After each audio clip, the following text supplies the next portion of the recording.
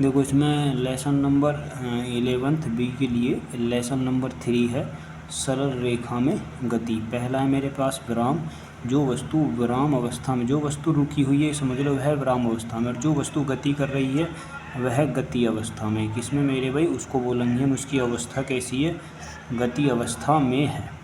बस अब मेरे पास समय स्थिति ग्राफ, कोई नहीं तो ग्राफ सब ऐसे ही हैं, कोई नहीं। देखो एक मेरे पास है दूरी,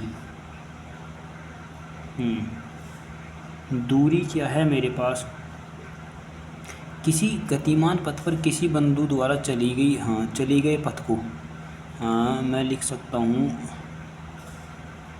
गतिमान वस्तु द्वारा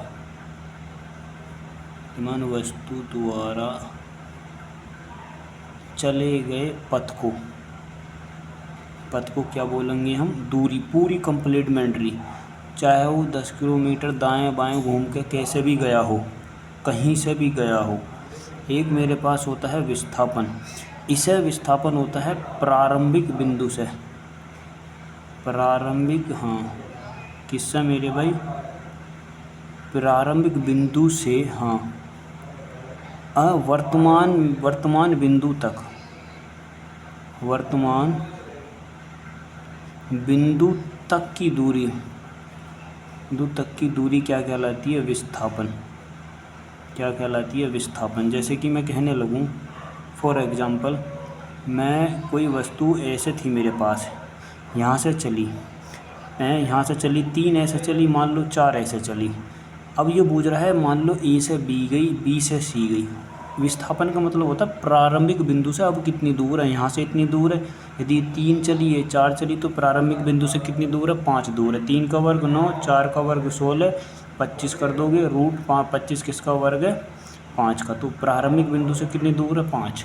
तो प्रारंभिक बिंदु से जब भी दूरी, कोई भी दूरी दाएं बाएं टेढ़ी मेढ़ी किधर को भी गई हो, बस हमें अंदाज़ा लगाना प्रारंभिक बिंदु से। जैसे मान लो ये वाला बिंदु है, यहाँ से ऐसे गई, फिर ऐसे गई, फिर ऐसे गई, फिर ऐसे, फिर ऐसे, फिर ऐसे, फिर ऐसे, फिर ऐसे। ये मान लो 2 चली, यहाँ 2 चली, यहाँ पे भी 2, यहाँ पे भी 2, यहाँ पे भी 2, यहाँ पे भी 2, और ये भी 2। बस वो पूछना चाह रहा है कि इस बिंदु से बताइए विस्थापन कितना होगा। तो प्रारंभिक बिंदु से दूरी कितनी है, सारा ऐसे बराबर कर दो। तो ये कितनी है, 2, ये कितनी है, 2, यहाँ से कितनी है, 2, 2, 2, 4, 2, 6, 2, 8, बस तो 8 किलोमीटर का विस्थापन होगा। प्रारंभिक बिंदु से दूरी, जब कभी भी कहता है ना प्रारंभिक बिंदु से दूरी निकाल दो, बस विस्थापन निकल जाएगा। आगे देखो,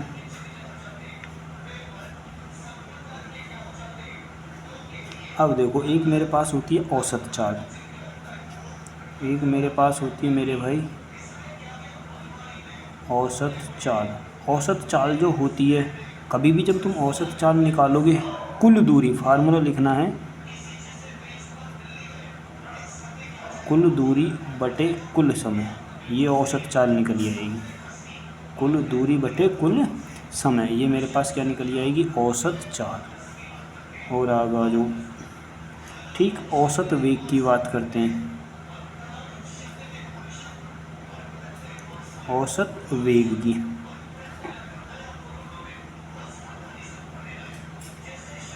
देखो किसी समय में यदि मैं कहूँ, वो औसत वेग है ना, वेग का मतलब है किसी समय पे, किसी समय अंतराल, समय या अंतराल, किसी भी समय अंतराल में वस्तु के विस्थापन,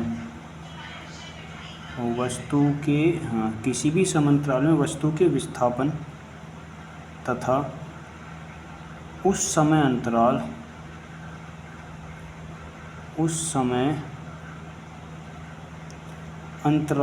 के अनुपात को औसत वेग कहते हैं। क्या कहते हैं मेरे भाई, औसत वेग कहते हैं। जैसे कि मान लो फॉर एग्जांपल तुम्हें नहीं लिखना कोई सा भी नोटबुक में, सिर्फ परिभाषाएं लिखनी है और सूत्र लिखना। यदि मैं यहाँ से औसत वेग का फार्मूला लिखूँ, ये औसत वेग का फार्मूला लिखना, ठीक, प्रैक्टिस करते करते सब याद हो जाएंगे। औसत वेग का मतलब है विस्थापन, बटे कितना लिख सकता हूँ मैं, समय अंतराल, ठीक। अब देखो लिखा कैसे जा सकता है, लिखा कैसे जा सकता है? तो मैं इस बात को कह सकता हूँ औसत वेग है। मान के चलो यहाँ से यहाँ तक वेग कुछ हो रहा है, यहाँ से यहाँ तक स्पीड कुछ हो रही, यहाँ से यहाँ तक स्पीड कुछ हो रही, यहाँ 2 की, 4 की, यहाँ 5 की, यहाँ समय लगा 1 का, यहाँ समय लिया 4 का, यहाँ समय लिया 5 का। तो समय अंतराल यहाँ से स्पीड देखो, यहाँ से यहाँ तक स्पीड कितनी बढ़ेगी, 2 से कितनी 4 की होगी, कितनी की बढ़ेगी 2 की। समय मान लो कितना से कितना बढ़ेगा, 1 का बढ़ेगा 1। तो यही मेरे पास हो जाएगा औसत वेग। मतलब किसी भी समय अंतराल के बीच में, किसी भी में, यहाँ स्पीड 2 की ही, यहाँ 4 की है, यहाँ से यहाँ तक कितने की बढ़ी, मान लो 5 की बढ़ेगी, कितने समय में बढ़ेगी, 5 में ही बढ़ेगी, तो 1 की बढ़ेगी, तो 5/5, तो इसका औसत वेग होगा। औसत वेग कहीं से भी निकाल लो, कभी भी, कैसे भी, जितने समय में बढ़ी। यहाँ से स्पीड यहाँ तक, मान के पहले चलो कहीं से चलती हुई आ रही है, अब अगर कोई स्पीड में जा रही है, मुझे यहाँ से यहाँ के बीच में निकाल लिया, यहाँ मान लो पहले 4 है, यहाँ 10 होगी, समय लगा लिया इसने 2 सेकंड का। मुझे ना तो इससे पहले की चाल मालूम, ना इसके बाद की चाल मालूम, मुझे इसके बीच की मालूम है। अब ज़रा ध्यान करो, कितनी चाल बढ़ गई, 6 की, कितने समय में बढ़ गई, 2 की, तब वेग कितना होगा, 3 का। इसी को मैं बोल दूँगा औसत वेग। कहीं पर भी, कैसे भी, तुम्हें क्या लिखना, विराम, गति, दूरी, विस्थापन, एग्जाम्पल नहीं लिखना, औसत चाल का फार्मूला, औसत वेग और औसत वेग का फार्मूला नोटबुक में बढ़िया अच्छा सा लिखा हुआ होना चाहिए, वरना लपेटे जाओगे। ठीक। अब आगे देखो, यदि मैं कोई ग्राफ की बात करता हूँ, मान लो मेरे पास मुझे बहुत सारे अलग अलग वो दे रखे हैं, कोई पॉइंट दे रखे हैं। मान लो कि कोई गतिमान वस्तु 2 स्थान है और एक में d1 की औसत चाल है और d1 की, और d1 दूरी है जिसकी औसत चाल v1 से, मैं इसे लिख देता हूँ, माना, यहाँ से सुनो, माना d1 दूरी है, ठीक। मैं चाल जो निकाल सकता हूँ, इसकी औसत चाल मान लो, यहाँ से मैंने मान लिया औसत जो चाल है, यहाँ पर औसत चाल मेरे पास v1 है। भाई औसत चाल और औसत वेग दूरी है, ऐसी मैं यहाँ से d2 के लिए मान रहा हूँ, d2 मैंने फिर दूरी मान ली, दूरी, उसके लिए मैंने औसत चाल मान ली, d2 के लिए क्या मैंने मान लिया, औसत चाल मान ली मैंने, कितनी मेरे भाई, v2। ऐसी मेरे पास दूरी मान ली d3, कोई दूरी है, तीसरी दूरी के लिए मैंने मान ली उसी वस्तु के लिए। इसी प्रकार मैं इसके लिए औसत चाल मानूँ, क्या मानूँ, औसत चाल। इसके लिए मैं औसत चाल मानूँ कितनी, v3। तो मुझे एवरेज निकालनी है, बताइए इसके लिए एवरेज औसत कितनी चाल होगी, हैं। तो मैं इसके लिए औसत चाल निकालता हूँ पूरे के लिए, एवरेज के लिए। तो मैं यदि इस सभी के लिए औसत चाल निकालूंगा तो फार्मूला होएगा मेरे पास v एवरेज बराबर कुल दूरी, जितनी दूरी तुमने चली है, और बटे कुल लिया गया समय, कुल लिया गया समय। यहाँ पर समय कितना लोगे, यहाँ पर बताओ ज़रा मुझे, समय कितना लोगे, समय बराबर क्या होता है, दूरी बटे चाल। तो यहाँ पर दूरी कितनी है, ज़रा यहाँ से समय निकालो। यहाँ से यदि मैं समय निकाल लूँ, यहाँ का समय मान लूँ t1 के लिए मेरे पास कितनी दूरी है, d1 है, और चाल कितनी है मेरे पास, v1। भाई लिखा जा सकता है इतना। ऐसे ही मैं इसके लिए निकालूँ, इसके लिए t2 के लिए समय निकालूँ, तो d1 d2 दूरी है, औसत चाल v2 है। यदि मैं इसके लिए निकालूँ तो t3 के लिए निकालूं, दूरी कितनी है मेरे पास, t3, यहाँ से समय कितना है मेरे पास, समय। अब यदि मैं इस v एवरेज बराबर मेरे पास d1, जितनी दूरी है टोटल चाल, डेल t1 और प्लस का ऐसे लिख सकता हूँ मैं, d2 और अपॉन का लिख सकता हूँ डेल t2, और d3 और अपॉन का डेल t3। ये समय है, मैंने कुल समय लिखा, क्या लिखा मैंने, कुल समय। तो इसी के लिए मैं v एवरेज कितना निकाल सकता हूँ, यदि मैं इसके लिए लिखूं तो d1 और अपॉन का डेल d बराबर कितना लिखा सकता है, d1 और अपॉन का v1 और प्लस का कितना लिख सकता हूं, d2 और अपॉन का कितना लिख सकता हूं मैं इसको, v2 और प्लस का लिख सकता हूं d3 और अपॉन का v3 है, और अपॉन का कितना लिखा जा सकता है, प्लस का d2 और प्लस का कितना लिखा जा सकता है, d3। ठीक। मान लो दूरी सेम है थोड़ी देर के लिए, यदि मैं मानूँ d1 बराबर d2 और बराबर कितना लिख सकता हूँ मैं, d3। यदि मैं यहाँ से v एवरेज निकालूँ तो v एवरेज बराबर कितना हो जाएगा, तीनों मेरे पास d1 इंटू dt, तो मेरे पास 3 हो जाएगा।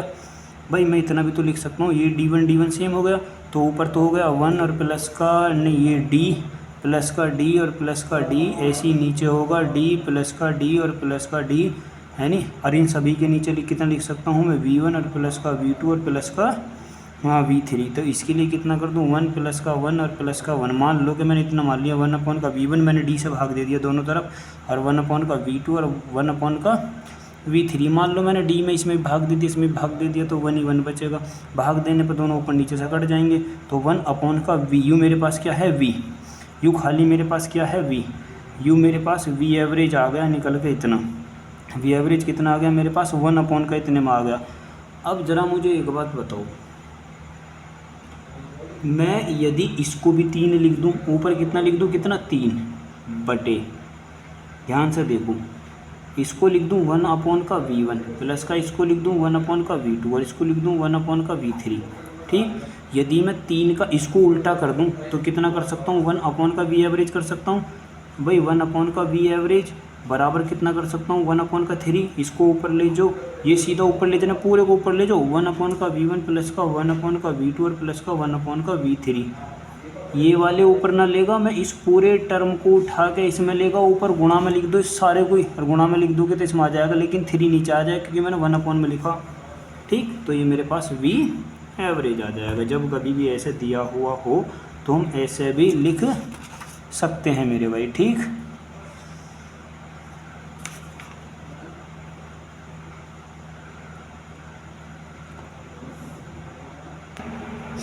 आगे देखो, एक मेरे पास इसी में फिर शब्द आएगा, ये खाली सीधा एवरेज निकालने वाले सवाल हैं सारे। देखो, एक होती है मेरे पास इंस्टेंटेनियस, तांत क्षणिक, मैं बोलता हूँ इसको तात क्षणिक, तात क्षणिक। क्या मेरे पास भाई, तात क्षणिक वेग एवं चाल, तात क्षणिक वेग एवं चाल।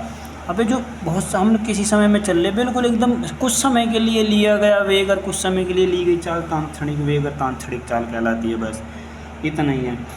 अब मैं ये कह रहा हूँ कि किसी क्षण में लिया गया वस्तु का वेग तांत क्षणिक वेग कहलाता है। बस इतना ही लिखना है इसमें परिभाषा। किसी तांत क्षणिक, तात, किसी तात क्षणिक समय में लिया गया वेग या चाल, दोनों एक ही बात है, तांत क्षणिक वेग या चाल कहलाता है। तांत क्षणिक वेग कहलाता है। बस अब मान लो यहाँ से, जैसे कि मैंने माना t समय पर, किस पर मेरे भाई, t समय पर स्थिति थी किसी वस्तु की, वो स्थिति थी कहाँ पर, x है जी, और t प्लस का डेल t, क्योंकि समय लूँगा मैं बहुत कम, पर वस्तु की मैंने स्थिति मान ली, स्थिति थी उसकी x प्लस का डेल x, वो इतनी आगे बढ़ गई। ठीक, अब उसके इसके बीच में जो समय अंतराल है, समय अंतराल है कितना है, डेल t। यहाँ पर स्थिति कितनी परिवर्तन हुई, डेल x। v एवरेज में कितना लिखूँगा, यदि मैं एवरेज निकालूं तो एवरेज निकालने के लिए मुझे विस्थापन बटे समय अंतराल, विस्थापन कितना हुआ इतने का, समय अंतराल कितने का, इतने का। यदि मैं यहाँ से v एवरेज निकालूं, v एवरेज का मतलब वेग निकालूं, तांत क्षणिक वेग, शॉर्ट में लिख रहा हूँ मैं इसको, तांत क्षणिक वेग निकालूं, तो तांत क्षणिक वेग कितना होएगा, डेल x अपॉन का डेल t, ख़त्म मामला इसका भी। लेकिन यदि वो कभी ऐसे इधर उधर कह देना, इसका एक फार्मूला बड़ा वो है, हाँ बहुत मोस्ट पॉपुलर फार्मूला, और तुम्हें मिलेगा बहुत, सवाल हल करने पड़ेंगे इसी पर। लिमिट लिखनी है, लिमिट कहाँ से चला है, डेल t से, और इंटू 0 की तरफ को, और इंटू डेल x अपॉन का डेल t, या बराबर में इसे लिख सकता हूँ डेल x अपॉन का डेल t। ये मोस्ट मेरे भाई फार्मूला, ये बहुत ही चलेगा, ये very very most important formula, बहुत लंबे समय तक चलेगा। ठीक, तो इसे लिख लो। अब मैं यदि एक चीज़ इसमें परिवर्तन के रेस्पेक्ट में भी लिख सकता हूँ, नोट करके लिख लेना है इसको।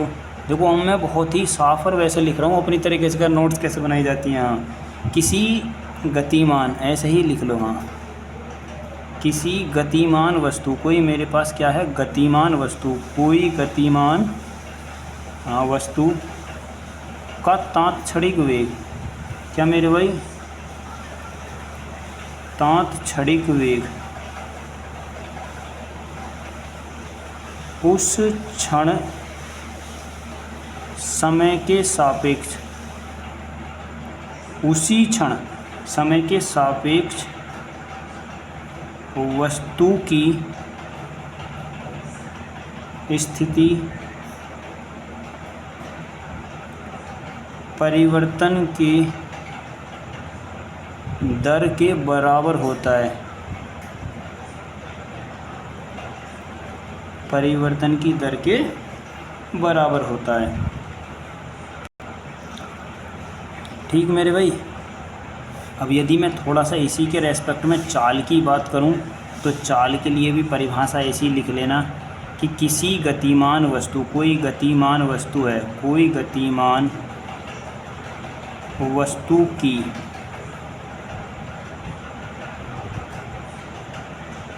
तात्क्षणिक चाल समय के सापेक्ष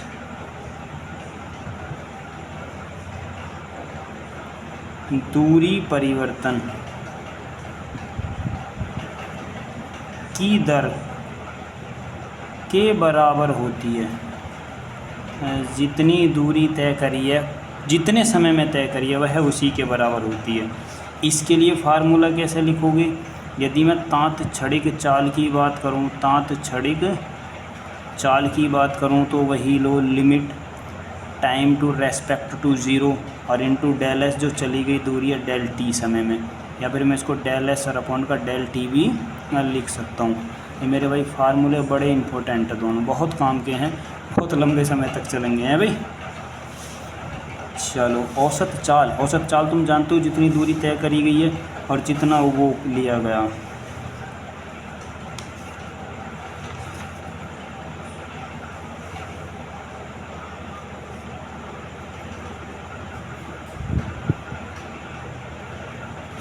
चलो थोड़ा सा इसके नोट पॉइंट देख लेते हैं। चाल और वेग,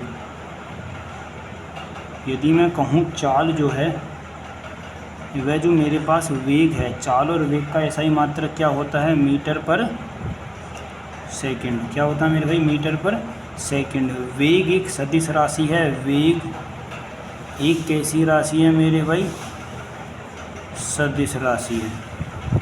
ठीक, इसके चिन्ह को मुझे इसकी दिशा दिखानी पड़ेगी कि इसकी दिशा कैसी है। ठीक, जबकि चाल एक अदिश राशि है।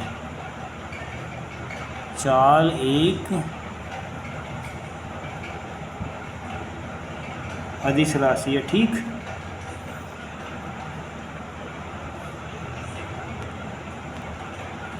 ठीक मेरे भाई। और एक चीज़ देखो, और मैं यदि कहूँ ये नोट पॉइंट और ये ही ज़रूरी है पूरे पाठ के लिए। चाल और गति में ज़्यादा कुछ पढ़ने की ज़रूरत नहीं है। एक तो मेरे पास हो गया ये, एक मेरे पास हो गया पहला, मैं इसको लिख सकता हूँ, दूसरा मैं इसको लिख सकता हूँ, तीसरा मैं इसको लिख सकता हूँ, चौथा इसे लिखो, चौथा लिखो। मैं यदि कहूँ कि गतिमान मेरे पास कोई वस्तु है, यदि गतिमान वस्तु का वेग, यदि गतिमान वस्तु का वेग नियत हो मतलब कि उसके परिणाम और दिशा दोनों सेम है। नियत का मतलब है परिणाम और प्लस दिशा दोनों क्या हैं? नियत हैं। ये मैं चौथा पॉइंट लिख रहा हूँ, ज़रा ध्यान से समझना। यदि गतिमान वस्तु का वेग नियत है, उसका परिमाण भी नहीं बदल रहा और दिशा भी नहीं बदल रही, यानी भाई कोई दिक्कत यहाँ तक? आगे देखो, तो मैं कह सकता हूँ वस्तु की जो गति एक समान गति कहलाएगी। हाँ, ऐसे ही लिख लो। तो वस्तु की गति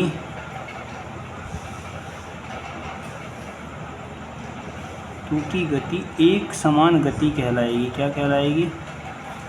एक समान गति। ये गति एक समान गति कहलाती है। एक समान गति में हाँ, इसी में नोट पॉइंट यही लिखना है, अभी समझाएंगे इसको। एक समान गति में, किस में मेरे भाई? एक समान गति में, एक समान गति में वस्तु का वेग, किसका मेरे भाई? वस्तु का जो वेग होता है, वस्तु का तात्क्षणिक वेग, वस्तु का तात्क्षणिक वेग, वस्तु का तात्क्षणिक वेग, एक तो वस्तु का तात्क्षणिक वेग तथा औसत वेग दोनों बराबर होते हैं। औसत वेग बराबर होते हैं। ठीक, ये बहुत मोस्ट इम्पोर्टेंट है, समझाएंगे। अभी थोड़ा सा रुक जाओ, इनकी हेडिंग ही डाल लो। एक मेरे पास है, इसी में पॉइंट है 5वां, एक मेरे पास ये नहीं है 5वां पॉइंट। यदि वो कह रहा है यदि वस्तु का वेग नियत है, हाँ, यदि वस्तु का वेग नियत है, क्या है मेरी भाई, यदि वस्तु का वेग नियत है, मैंने नियत मान लिया, उसकी चाल भी नियत है, उसकी, हाँ, चाल भी नियत है। ठीक, अब यदि मैं इस बात को कहता हूँ, इसके विपरीत यदि वस्तु की चाल नियत है भाई, वस्तु का वेग नियत है और उसकी चाल भी नियत है। यदि वस्तु का वेग नियत होगा तो उसकी चाल भी नियत होगी, ये भी ध्यान रखना। यदि वस्तु का वेग नियत है तो उसकी चाल 100% नियत, बिल्कुल कांस्टेंट होगी। लेकिन यदि मैं इस बात को कह दूं, यदि वस्तु की चाल नियत है, अब यदि मैं कहूँ, यदि, हाँ, वस्तु की चाल नियत है, यही ध्यान रखने वाली बात है। यदि वस्तु की चाल नियत है तो यह आवश्यक नहीं है, तो यह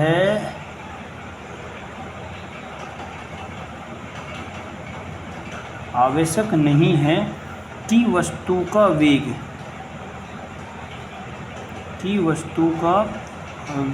भी नियत होगा, वस्तु का वेग भी नियत होगा। वस्तु का यदि वेग नियत हो तो चाल नियत होगी, लेकिन यदि वस्तु की चाल नियत हो तो वेग की गारंटी नहीं है कि वेग उसका नियत होगा या नहीं होगा। यह संभव नहीं है, क्योंकि ऐसा भी हो सकता है कि गति की दिशा बदल रही हो, संभव थोड़ी है। गति बदल रही हो तो तुम वेग कैसे कर दोगे कांस्टेंट। यदि वस्तु की चाल नियत है, यह आवश्यक नहीं है कि वस्तु का वेग भी नियत हो।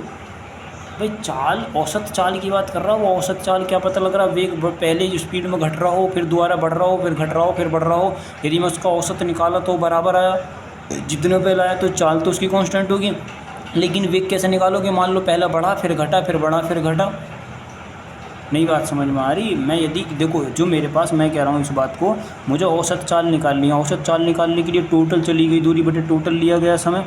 लेकिन यदि मैं वेग की बात करूं, जरा मैं वेग निकालो, वेग मान के चलो भाई, पहले चाल बढ़ी, फिर घटी, फिर बढ़ी, फिर घटी, तो उसका वेग कहाँ कांस्टेंट है, वेग थोड़ी कांस्टेंट है। चाल कैसे निकालोगे, पूरी दूरी बटे पूरी समय। भाई औसत चाल ही तो निकालोगे, पूरी दूरी या पूरी समय के लिए बराबर तो हम मान सकते हैं, जितना उसका सेम चल रही इतनी उसकी निकल गई। लेकिन वेग क्या पता लग रहा, बीच में चाल बढ़ रही, घट रही है, बढ़ रही है, घट रही, लेकिन ये वो नहीं कर रहा है। यदि, हाँ, एक मैंने पीछे थ्योरी और लिखी थी, हाँ, इस वाली, यदि वस्तु का वेग नियत है, यदि वो सेम स्पीड से चल रहा, तो भाई से चाल भी कांस्टेंट होगी, इस बात में कोई दौरा नहीं है। क्योंकि वेग पर चाल डिपेंडेंट है, चाल पर वेग डिपेंडेंट नहीं है। जब हम चाल की बात करेंगे तो इसका मतलब है औसत चाल की बात कर रहा। जब हम चाल की बात करेंगे तो इसका मतलब मेरे भाई वो औसत की बात कर रहा। औसत का मतलब है पूरी दूरी को ले लो, जितनी दूरी और बटे नीचे समय लिया जाएगा। लेकिन यदि वो वेग की बात करेगा तो वेग में ऐसा नहीं है। वेग में जितनी घटी, जितनी बढ़ी, जितनी घटी, कुछ ज़्यादा बढ़ी, कुछ घटी, कुछ भी हो सकता। हाँ, वो बीच के पॉइंटों पर डिपेंड करेगा। तो ये मेरे पास थ्योरी है, थोड़ा सा इसको ध्यान रखना है भाई। अब आगा जो वेग ग्राफ थ्योरी है, पता नहीं क्या क्या दे रखा है, कुछ नहीं पढ़ना इतना सारा, इसमें बहुत सारा डाटा है। अब बात करते हैं हम किसकी मेरे भाई, चाल हो गया, वेग हो गया। अब बात करते हैं हम त्वरण, बचा हमारे पास औसत त्वरण अथवा तांत क्षणिक त्वरण। ठीक, दो चीज़ ख़त्म। अब देखो, एक हमारे पास टॉपिक है अगला,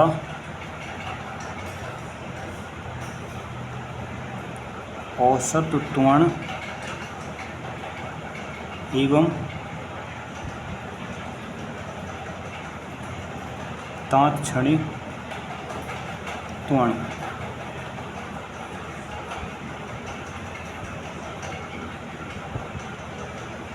देखो मेरे भाई, अब मेरे पास दो, तुम त्वरण जानते हो, जब वस्तु, हाँ, एक समान नियत वेग से चल रही है, आया भाई, तो वेग मेरे पास त्वरण 0, एक समान वेग से स्पीड बढ़ा रही है तो त्वरण एक समान हो जाएगा, घटा रही है तो घट रहा होएगा। अब मैं बात करता हूँ, मेरे पास दो तरीके के ऐसे हो, एक पहले हम बात करते हैं औसत वेग की। ठीक, पहले हम डेफिनेशन देखते हैं औसत वेग की और उसको समझते हैं मेरे भाई। एक हमारे पास कंपोनेंट है औसत वेग औसत वेग नहीं, औसत त्वरण। क्या है मेरे भाई? औसत त्वरण। ज़रा देखो, औसत त्वरण किसी समय अंतराल में, यदि मैं कहूँ किसी समय अंतराल में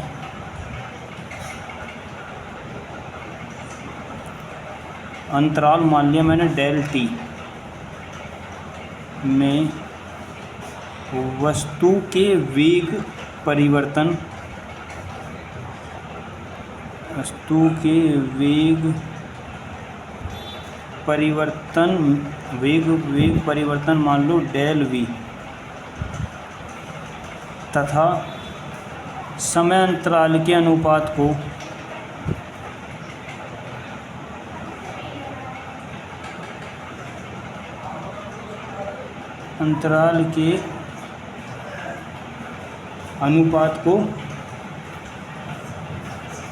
औसत त्वरण कहा जाता है। क्या कहा जाता है मेरे भाई?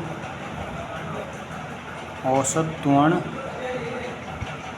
कहा जाता है।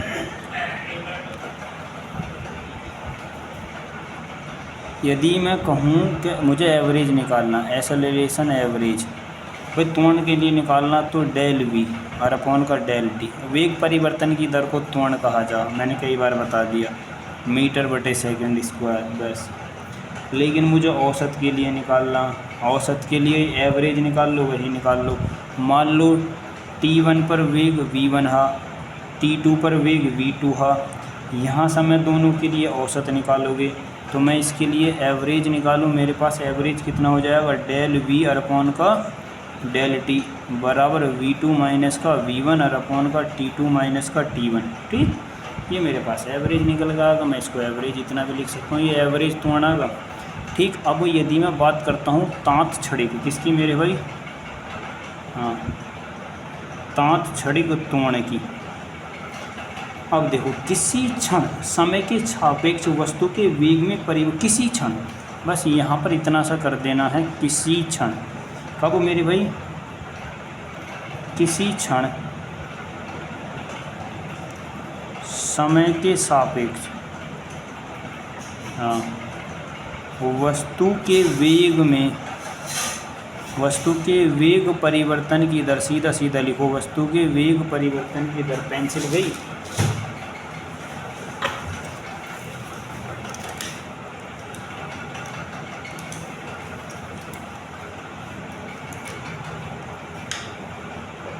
वस्तु के वेग, हाँ, परिवर्तन की दर क्या कहलाती है? तांत छड़ी त्वरण कहलाती है। तांत छड़ी त्वरण कहलाती है। तांत छड़ी को मेरे भाई क्या कहलाती है? त्वरण कहलाती है। यदि मैं a बराबर निकालूं तो कितना कर सकता हूं? लिमिट तांत छड़ी के लिए डेल टी रेस्पेक्ट टू 0 और इंटू डेल वी और अपॉन का डेल टी बराबर, मैं इसे लिख सकता हूँ डी वी और अपॉन का डी टी। बात खत्म, बस फार्मूला एक खत्म। अब आ जाओ। ठीक मेरे भाई, कुछ गैलोलियो ने भी कहा था इसमें वेग परिवर्तन की दर पृथ्वी के लिए होती है, नियत होती है। देखो मैं कुछ इसमें नोट पॉइंट लिख देता हूँ, ज़रा ध्यान से रखना। गैलोलियो के द्वारा कहे गए थे ये, पता, समय के साथ, यदि जो तुम समय देख रहे हो ना, समय के साथ वेग परिवर्तन की दर, किसकी? वेग परिवर्तन की जो दर है डेल वी और अपॉन का डेल टी, मुक्त रूप से गिरती हुई, यदि कोई वस्तु नीचे गिरती हुई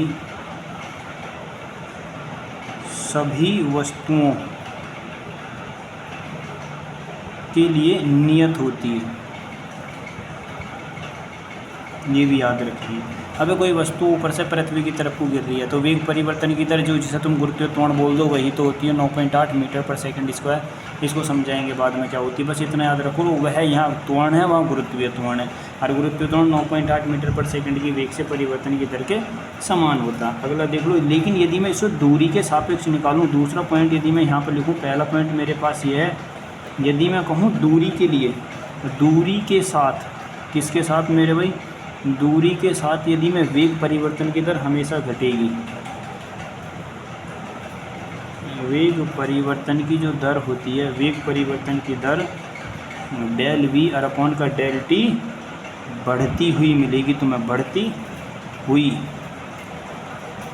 प्रतीत होती है, बढ़ती या बढ़ती है, वैसे ऐसे लिखो बढ़ती है, बस इसमें इतना ही लिखो।